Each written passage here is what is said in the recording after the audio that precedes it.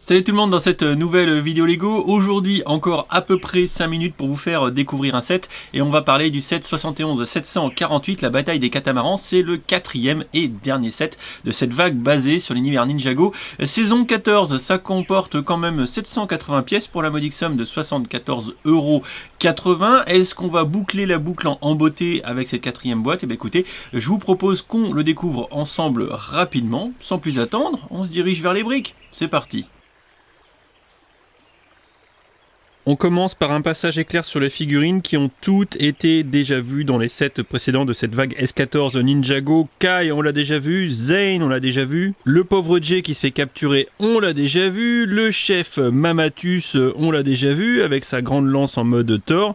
Et enfin, que ça soit le gardien du grondement ou ici le gardien du tonnerre, on les a déjà vus depuis le début de la gamme. Il nous reste donc plus qu'à découvrir les deux rafios qui vont dans ce set, avec celui de Kai juste ici et celui des Keepers juste à côté qui a une taille, ma foi, bien plus honorable. Petit tour du rafio de nos ninjas préférés, je vous l'avais déjà montré un peu dans la vidéo récap. Alors ce que j'aime bien, c'est la petite voile qui est plutôt colorée avec des motifs sympas. Bon, par contre c'est un espèce de tissu, donc ça sera un petit peu fragile. On a des stickers qui sont positionnés un petit peu partout, comme vous pouvez le constater. Je trouve que j'ai été plutôt pas mauvais pour le collage pour une fois. Et voilà, j'allais vous dire qu'on a du lance-patate, mais on a du lance-patate juste ici et juste ici, hein, c'est caché par la petite déco. Perso, encore une fois, j'aime beaucoup le design un peu en mode wipeout, en mode jeu vidéo un petit peu futuriste de ce rafio de Kai, avec le code couleur orange et rouge qui est plutôt très sympa. Petite fonctionnalité, on a une cinématique qui, en abaissant l'aileron arrière, nous permet d'ouvrir et de fermer le bateau. Voilà, je vous montre un petit peu.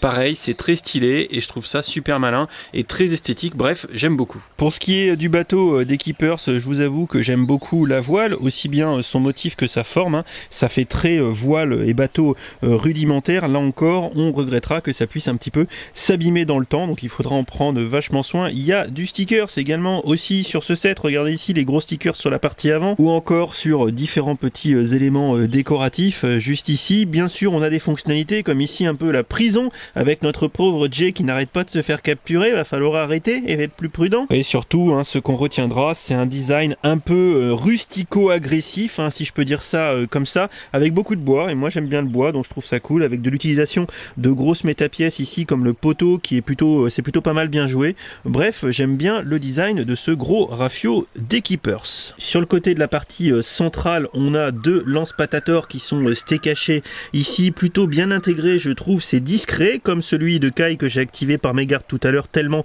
c'est intégré de façon maligne. Et pour terminer le petit tour de ce set, on retiendra les fonctionnalités principales, on va dire, qui est de détacher des mini bateaux. Voilà, donc je peux en détacher une partie ici avec de quoi mettre une figurine là. Pareil pour l'autre partie qu'on va pouvoir également détacher comme ceci. On voit ici d'ailleurs qu'il y a des lance-patators à tenon plastique. Et après, il nous suffit juste de rabattre les petits ailerons comme ça pour redonner une gueule un peu stylax à notre rafio qui pour le coup n'emmènera plus que notre chef Mamatou démoniaque. Voilà, mais ça reste néanmoins assez stylé.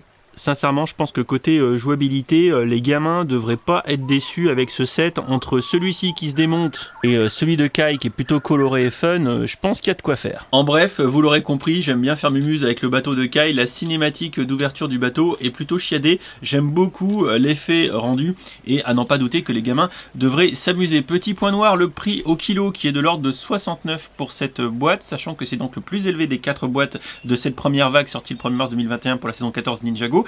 Dans l'ordre, ça donne 68 pour la moto, 66 pour le dragon, 53 si je me suis pas planté pour le village, et enfin on termine à 69 pour les catamarans. Voilà, j'aime plutôt la dynamique quand le prix a tendance à être dégressif, à savoir quand la boîte la plus grosse présente le meilleur rapport qualité-prix, ce qui n'est visiblement pas le cas avec ces bateaux qui sont peut-être plaqués or. Sait-on jamais. Néanmoins, c'est un set qui à mon avis sera très jouable et fera plaisir aux plus jeunes, sans souci, toujours mieux que vidéo. Je pense que vous avez compris ma position à ce sujet. Dans l'absolu, je ne peux néanmoins que vous recommander d'attendre une petite promo, peut-être d'aller le chercher autour de 65 €, et je pense que la question sera vite répondue. Voilà, j'espère que cette petite vidéo vous aura intéressé, vous aura permis de faire votre choix ou non autour de l'achat de cette boîte, et je vous rappelle que désormais les 4 reviews étant terminées, je vais pouvoir vous mettre tout ça en jeu sur Instagram. N'hésitez pas à le suivre pour être au courant dès que ça va tomber. Également, je vous rappelle que toutes les photos supplémentaires autour du set sont disponibles sur le blog. Allez, je vous fais des bisous et à très vite.